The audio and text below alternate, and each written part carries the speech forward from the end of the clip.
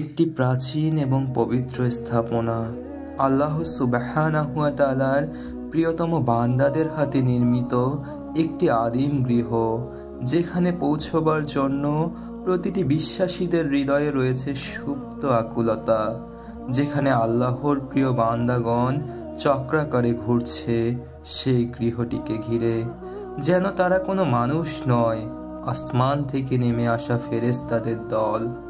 মক্কা এবং মদিনা, বিশ্বাসী মনে এই দুটো শহর যেন কল্পলোকের কোনো নগরীর মতো, যার পরতে পরতে আঁকা আছে স্মৃতি আর স্বপ্ন, যার বাতাসে আছে চিত্তহারী ঘ্রাণ, যার আলোতে আছে দৃষ্টিকে ছাপিয়ে যাওয়ার শক্তি।